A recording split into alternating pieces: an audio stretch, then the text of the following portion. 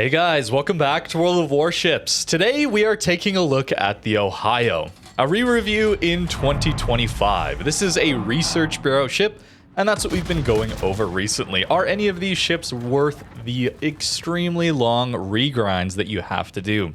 Ohio being 62,000 research points is very much on the expensive side, but it's worth it, okay? This is easily my favorite research bureau ship. Ohio is one of, if not the best battleship at tier 10. It does everything incredibly well. The only real downside is going to be shell velocity at range if you're sniping. But the guns still do immense damage assuming you can lead your shot. If you want to play mid-range, it's amazing. If you want to brawl, it's amazing. Even at longer ranges, you have enough overmatch against these cruisers that you're still going to do incredibly well, even if they're angled at those longer ranges. Ohio just really is the best of everything in this game. You bring one of the tankiest hulls to tier 10. Montana hull is notoriously difficult to take down, alongside probably better guns. I'm a big fan of Montana 406s, 12 guns is really nice. But let's be honest here, 457 is just a better caliber at tier 10. You only get 8 of them, but you do have slightly better dispersion than Montana. Assuming you don't get any sort of aim bugs, that first turret seemed to showcase that a little bit. And you get a slightly better reload than a Montana. This ship is absolutely ridiculous when it comes to main gun power. But also it has secondaries, and it has fast cooldowns on its healing. This ship is ridiculously powerful. I wish it were a little bit easier to obtain, but for those of you looking for a jack-of-all-trades battleship at tier 10, Ohio really fits the bill. This ship can be built for full brawling setups, insane healing setups, or even mid to long range sniping setups. It is ridiculous how good this ship is. If you're interested at all in battleships, this is one that you're going to want to grind out. Ohio simply is one of the most consistently fun battleships for me to play. It's incredibly powerful, so it allows me to carry games like you're about to see here. It also lets me play a more aggressive position and get away with it. I'm constantly talking about how I love healing on ships, especially when we're talking about cruisers, mid-tier cruisers. Not a fan of playing those a lot of the time, because I can't play as aggressive as I want to, maybe too aggressive for the situation, and still get away with it with some healing. Ohio heals are, in my opinion, the best in the entire game. Super heals are nice, but the long cooldown means that a lot of the time, if you play aggressively, try and take initiative, you're going to get one heal and then perhaps die, or you have to reposition, take cover for an extended period of time. With Ohio, this 40-second heal cooldown allows you to stay in engagements for an incredibly long time. Typically, when you have a super heal, you also have a weaker hull. Ohio having Monty hull means this ship is incredibly difficult to take down. You have 38mm upper belt and deck armor, meaning most HE is going to shatter off of you. You have to have specialized higher caliber or quarter pen HE cruisers to really get through this armor, so you take much reduced damage there. This damage control also lasts 20 seconds, so a longer immunity period there, which allows you to stay away from fires or use your damage control a little earlier before you get behind island, you break line of sight. It is really, really useful. A little while ago, they buffed the ASWs to finally have the normal tier 10 battleship range, allowing us to actually reach out towards this submarine and deal with him. For a little while there, after subs were introduced, Ohio had like a 6-kilometer ASW range. It was miserable. And one of the reasons that it was a little frustrating to play Ohio there for a little while. One of the few reasons you could get frustrated with Ohio. Now, though, that has been fixed. So if you get yourself an Ohio, I'm going to assume you also have Halsey. You probably should, considering how difficult it is to get research points for newer players. So Halsey is a bit of a must on this ship, in my opinion. Confederates are just incredibly easy to get when your guns are this consistently accurate and powerful. Mid-long ranges, you get good damage early on, and we get ourselves our Confederate, netting us a 20% boost to our reload. This game here, I am playing a bit more of a tank build, I guess I would say. I used to run this ship much more for secondaries, and don't you worry, I did try that for this video as well. But I think a better build these days, but just because the meta is a little bit more passive, relies more heavily on these main guns and buffing your survivability. Another 24k into Mecklenburg. The consistency here is incredible. These secondaries are very good, though. They do have the tied for best accuracy in the game with things like Schlieffen. Really, really solid consistency there. You don't have a lot of pen, but the fire chance is up at 10%. And alongside the DPM on them, the number of hits you can get, you're going to get a lot of fires, as we'll see in a little bit. But they're not as good as Schlieffen secondaries. And because your main guns are so good, it's much better to focus on that, while secondaries can be a nice bonus at these closer ranges. So with this build, I do have a 9.5 kilometer secondary range instead of the maximum 11.3. What I'm giving up in secondary range, I'm gaining in heals, concealment, as well as fire prevention. These are incredibly useful skills for Ohio to take. You have 14 kilometer detect with a full concealed ship, which is fine. It's not the best at your tier. There's some pretty ridiculously stealthy battleships at tier 10 with similarly calibered guns. But 14 is still very, very good, allowing you to surprise people with these main guns. People may not suspect you on a flank, if there's no carrier spotting, of course. Getting those surprise salvos is really useful. It's also good for getting you out of bad situations. There's times where you're going to get farmed down and be very, very close to being taken out, and you just need a few seconds to get to that next heal. Those small periods of time where you might go undetected with a full conceal build is really useful. Fires can certainly kill you, and that's why fire prevention is basically a must. If you're not taking fire prevention on your battleship, there's got to be a pretty good reason for it, I think. Generally, a standard build should always be including fire prevention, which we have included here. Our AA is pretty good for a tier 10 battleship, but AA in general in this game is not particularly powerful, so we're not really going to do that much against carriers. I am running the 2-point skill. You can see that active right now in the bottom middle of the screen. And that's going to also reduce our consumable reload by 40% when our AA is active. Again, allowing me to play more aggressive, get into pushed up positions, more action-packed games, and stay alive because, again, getting to that heal sooner, getting back to our damage control sooner. I just love Ohio. This ship just fits my playstyle. If you're not as interested in pushing, brawling, mid-range even gameplay, maybe you could skip this one. It is difficult to lead these guns at range as the shells are quite slow. So you're not going to get as many consistent salvos at those ranges when people are maneuvering. That's the key here. At long range, especially cruisers, have a lot of time to shift their rudder, stop, accelerate, all of that. So predicting those lead times can be a little bit difficult. But get yourself into these closer positions, sub 15 kilometers. There's not many battleships that I would take over an Ohio.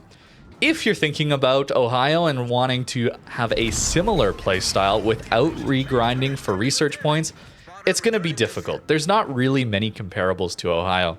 You have a Montana hull, but Monty has the long cooldown on heals. You get a little bit more back from your healing, but longer cooldowns mean you can't afford to play as aggressive. Monty dies quicker than an Ohio simply because it can get burst down. It still takes a while. Monty's very tanky, but Ohio just has that ability to stay healing, a bit of a zombie healing build. I've done that before, and you can get up to 6 heals these days, which you can definitely use in a lot of your games. Notice here we are out of heals already, and that is a bit of an issue because we still need to carry this game out. Fortunately for us, we don't take too much damage broadside onto that Mecklenburg, and our secondaries are able to take some hits on this Taihang for us. I was trying to focus Mecklenburg down. Unfortunately, we didn't get the spotting for it. So we'll need to move over and deal with this Taihang now. If our carrier wasn't going to take him out, poor guy. But our turret traverse would have allowed me to quickly reposition and focus on that battleship again. That's what's so wonderful about Ohio turrets is that you have gigantic 457mm guns with a 30-second turret traverse. That's the same as a Des Moines, by the way. It's ridiculous how good the turret traverse is on this ship. So you're tanky, you're great at close range, mid-range, even long range if you can get the lead down. You're easily able to retarget your guns on ships that pop up on your broadside. Maybe you're not ready for them. It doesn't matter nearly as much with this ship. You're going to survive for an incredibly long time thanks to these heals. It's very difficult to die before you get to 2 heals. It can happen if you really overpush, but playing a little bit more passive can net you incredibly long games where you can carry things out. Unfortunately, our dispersion sometimes fails us. I've been praising Ohio a lot.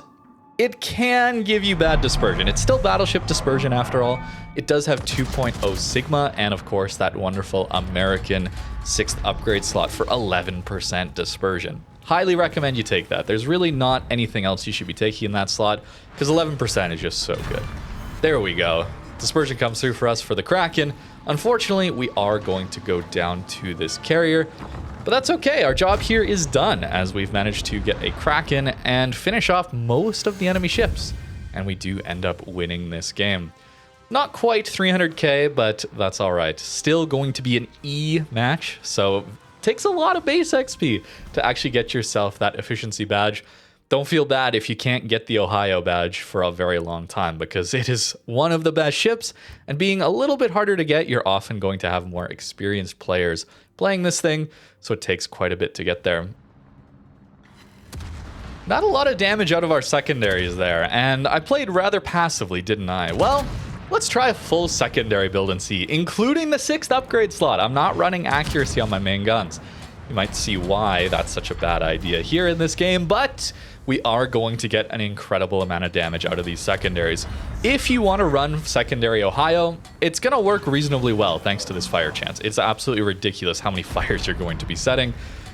But you need to play it at mid-range. As soon as you get within 6 kilometers, even 7 kilometers, you're going to start hitting only the belt armor. Notice here how our secondaries are still hitting up high in this Wisconsin superstructure. You really want to be outside 7 kilometers, I would say. And thanks to the accuracy, it still is going to be good at 10, 11 kilometers. But for the most part, if I'm brawling, I'm typically within 9.5 kilometers, just as I would be within 11.3. The difference between 9.5 and 11 kilometers as far as a brawl is concerned is not very much. Okay, I think for the most part, I don't need 11 kilometer secondary range to use them in a brawl. And that's why I've kind of gone away from the full secondary build, even the full range build, where I do still focus on main guns, which I used to run. We'll take a look at the build and the armor at the end, but this is what I want to talk about here in this portion, where we are running the full range. It can work, but the secondaries still work at 9.5. We've only got a little bit of damage in before this Preußen got within 9.5 kilometers of us. And that's great, but we've invested a lot more points that we could have otherwise put into better tankiness, better concealment, or even getting ourselves better accuracy on our main guns. That extra reload on the secondaries is okay, but the main guns are still going to do a lot more damage, and you'll still get quite a few fires even if you don't. It's fun though, and I don't blame you if you want to be running this. Certainly into brawling game modes other than random battles. Even taking it into ranked, you could have a good time with a full brawl build. This Preußen, he's going to have a tough time. That's a ship I probably should talk about a little bit more since it's maybe the closest comparable to Ohio that we have in tech tree. Not an American battleship, but it also has 457mm guns with a actually quicker reload, and also can have okay secondaries with a relatively tanky hull. The problem with Preußen though is it's just less accurate, as well as its secondaries are less accurate. Way worse secondary DPM, although they do pen 32mm of armor. Preußen just has a giant superstructure. So if you try to play at these closer ranges, Ohio's still going to take some damage to its superstructure, but not like a Preußen. Look at how much damage we were doing to him. It's just so much. And those poor German battleships, they can't really play at close ranges like an Ohio can. I think that superstructure takes way too much. And also, they just have that incredibly long reload time on that heal, where Ohio can burst through a lot more of its healing much quicker. I just way prefer Ohio to Preußen. To me, it's really not even much of a contest. But if you want to try something that's similar, it's worse in pretty much every way, in my opinion, you can go for the Preußen. And it can do well. It really can. That reload on 457's nearly pretty much repub level. It can do quite good. It's just Ohio is just so much better in my opinion.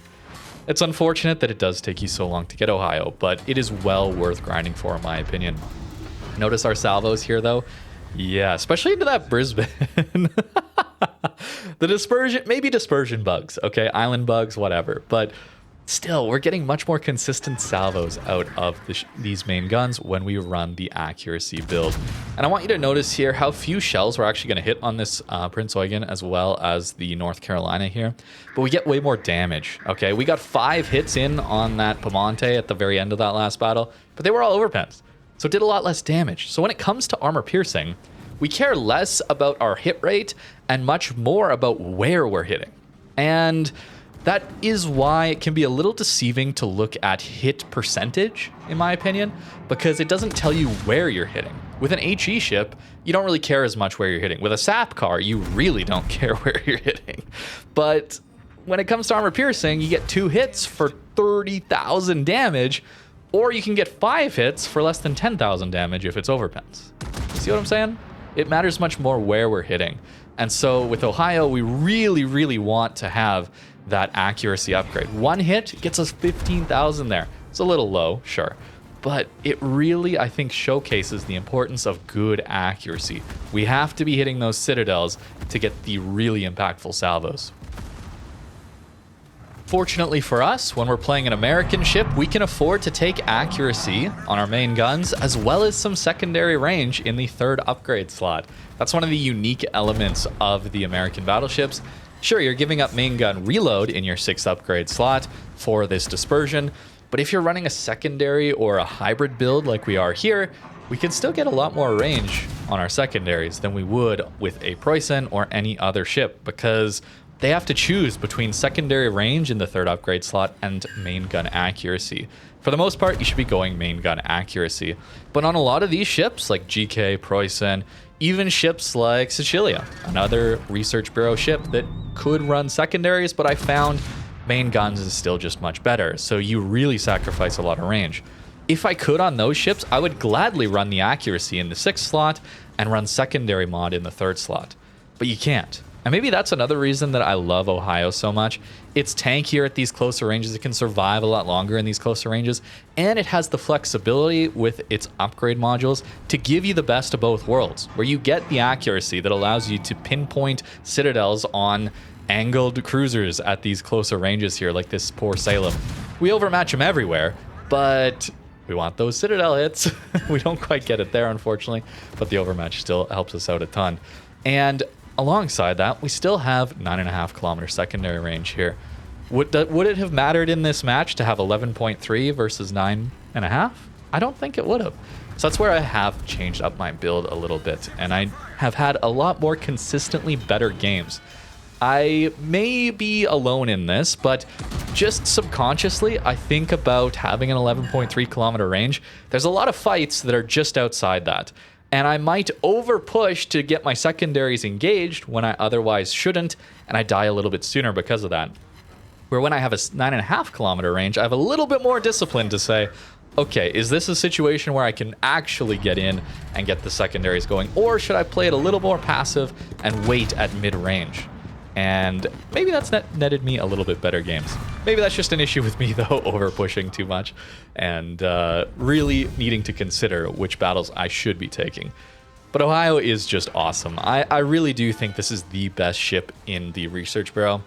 If you're a battleship man, okay? If you like battleships. There are some really good cruisers and some decent DDs as well, but as far as the best ships and best at pretty much everything that class wants to do, Ohio is it, man. At least in my opinion, I find a lot of these other Research Bureau ships are a little bit too niche in their class. Something like a Colbert packs the most DPM of all these light cruisers, but it's quite a lot worse on the survivability department compared to most other cruisers. Range, shell velocity, it has a lot of downsides for that upside, and it's very, very fun. Plenty of other ships can bring a lot of interesting elements, like a Druid with its AP only, though. Hull with its insane healing on what is essentially Des Moines guns on a destroyer. But these ships are all going to be lacking something. Sevastopol has that really weird heal. Slava, very long range focus. I mean, Palo, great example of a very, very niche ship. Ohio as a battleship brings essentially good in every category that a battleship could possibly want. at its worst, it is one of the best ships in every battleship category, whether it's survivability, whether it's damage at range, accuracy at range, overmatch, mid-range, brawling, flanking. It's relatively quick, it's got decent concealment, and at close range, well, you have some of the most accurate secondaries, best secondaries, second best secondaries at lighting fires, only behind Schlieffen, which everybody should be running IFHE shows to actually maximize those secondaries. So Ohio secondaries really do light the most fires. It's ridiculous how powerful Ohio is at every situation, except for carriers.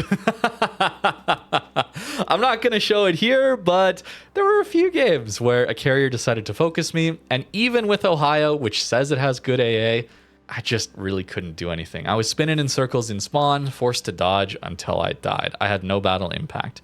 But that shouldn't happen most of the time, and ever since I've stopped playing on my main account, trying to play on some alternate accounts that I have changed the names on, hidden stats, all that stuff, not playing on stream, I've actually had a much better time playing World of Warships because I haven't had to deal with that focus. And Ohio, when you don't have to deal with that full focus, is absolutely incredible. So I think that's an experience you're probably going to get more of. I don't want to complain about that all the time, but it is shocking to me how much more I've enjoyed this game in the past 2 or 3 weeks, ever since I've stopped streaming nearly as consistently and trying to record these videos off stream. I've had so much fun with World of Warships, man. If Wargaming's listening, an anonymizer built into the game, you have built it for World of Tanks, just copy paste it over, please, would help me so much. I could stream a lot more and be happier, and I think a lot of people would enjoy having that. Just not being targeted for a clan that they're in, achievements they've had in-game, or perhaps for the stats that they have. Anything like that. I think there's plenty of reasons that people would not want to be targeted in the game. But perhaps that's just cope, and really it only bothers a niche set of people who make content for this game. I don't know. But for me, it would make a big difference. And I've noticed that here in the last couple of weeks. As for the armor here on Ohio, yes, 38 mils, surprisingly small superstructure, 32 bow. You got to watch for overmatch there at closer ranges. But fortunately for us, we do have a waterline citadel, which means it's very hard to hit. And even if they overmatch through here, it's only at closer ranges that you're really going to take citadels. And it's just so well armored, tanky when angled. Even if you happen to go broadside, given the waterline sit, it is actually pretty hard to citadel it when it goes broadside, which I don't like. I would prefer more ships take more damage when they're broadside, but I mean, you're going to take what you can get, right? Our turret angles are actually really solid here on Ohio. You've got 30 degrees forward, 30 degrees backwards. Your secondaries have 20 degrees forward, 20 degrees backwards to fire everything. So very comfortable to play this ship. It is, I mean, I've just been praising this ship only, it feels like. The only minor downsides being the things that every ship struggles against, whether that be submarines or carriers. And Ohio's not good enough to completely outdo those. But no ship is, right? Given the balancing department is incapable, it seems, or unwilling to balance those classes out and make them at all interesting or fun to play against. Your concealment's awesome. Your speed is slightly worse than Monty, but still quite solid. You have way better rudder shift than Montana. Monty's got a 22-second base rudder, get 18.6 here. As always with these kinds of ships, I'm constantly tweaking my builds, but I'll try and give you some thoughts here on why I'm choosing some of these skills. For example, I'm not taking the 5th heal here. I'm taking the 5th heal with improved repair partied readiness. That frees up 1 4-point skill. You can have a maximum of 3 4-pointers, and I want fire prevention, and I really do want concealment for those mid-range games. You saw that E game that we got, mostly played the mid-range role. And concealment helps you a ton in those situations. Really amplifies your capability to surprise people, reposition as a battleship. Manual control on your secondaries is just very good if you get into brawling range. And this is a good hybrid build, giving you 5 heals, full concealment, fire prevention, and manual secondary accuracy at 9.5 kilometers. This is why I talked so much about the difference between 9.5 and 11.3 kilometers. Because you have to give up either your 5th heal or adrenaline rush to gain that 11.3 kilometer secondary range. AR is essentially a 10% reload buff for most of the game. Half HP, you have 10% reload buff. That is huge, huge, huge, especially on an Ohio where we're not taking reload, we're taking accuracy. Now, I could give up concealment for the 5th heal here, and then I could go, instead of improved repair party readiness, into longer range secondaries. But then we're quite a bit worse at mid-range. We have to go full in to get value out of those secondaries. It's hard. It really is quite a difficult thing to do. And if you're going for a secondary build, so there we get our 11.3 kilometer secondary range, well, we want fire prevention if we're in secondary range. That's kind of a must. So do you take concealment, allowing you to get closer in secondary range sooner? Or do you want your 5th heal? Because you can't have both. Okay, we take concealment, probably. Well, then I still want a 5th heal because our cooldown is so quick. Suddenly we give up Adrenaline Rush. This is a build that I have run, and it also works quite well. But it feels a little bad to give up free DPM. Adrenaline Rush is just that good. And that's where this build came from, if you're wondering. I'm constantly tweaking these. The other thing we could consider here is not running secondaries at all. In fact, you could go full tank build, zombie healing mode, and suddenly you get a 6 heal Ohio. Sure, you're lacking the secondaries, but most games, especially in randoms these days, we all know how passive it is. This is an incredible build. You just don't die in Ohio then. And then you probably are getting your Confederate buff, all those things. It's an interesting ship to build for. Fortunately, it is a premium, so if you have a couple high-level commanders, you can have a few different builds ready to go to swap in and out. And I would recommend you experiment a bit. You could even try and run things like Super Heavy AP and Furious. For me, though, the build that I've kind of gone with is this one. It gives me the secondaries in games where I actually am getting into brawling range, but I'm not so all in on my secondaries that I'm not maximizing my potential in the mid-range, where Ohio tends to shine. That is typically where you're going to play, and that's typically where it's going to perform best. We're obviously taking accuracy mod. 11% is just too good. And that allows us to run secondaries here, since there is no aiming systems. That's that unique feature of those American battleships. So a build like this one works out very, very well. Not taking damage control mod, because prop mod for speed juking is just so good. Close range, mid-range, you're going to say, I find that I save myself a lot more damage incoming with propulsion mod than I do with damage control system from fires only. Personally, that's just what I do. And flags wise, if you have them, this one is just so good. If you're running secondaries, you do want this one as well. Consumable prep time, better heals too. Flags do make a big difference here, especially on a ship as good as Ohio. Buffing multiple elements of an already really good ship, turns out, very, very powerful. But that is kind of it for the build. You could consider something like Damage Control Party Mod 1, but notice how even with preventative maintenance and running auxiliary armament survivability, sure, our secondaries typically stay alive. Sometimes you get 1 or 2 knocked out, but our AA mounts essentially die very, very quickly throughout a battle. And that also means we just are at the mercy of carriers. I'm not going to harp on that too much, but it is so difficult to fight against carriers. There's really nothing you can do, and that's a problem. But that is not something I'm going to overly talk about in this video. You already know how I feel about that class. This ship is so good. Easily my #1 pick for Research Bureau. If I had to restart and regrind things again, Ohio is one of the few that I would actually do it for, because this ship is just that good. Maybe that's spoiling too much of our tier list video later on, but hey, I think you probably already figured where this ship was landing. But make sure you put your own thoughts on Ohio in the comments down below if you want alternative opinions before you're getting this ship.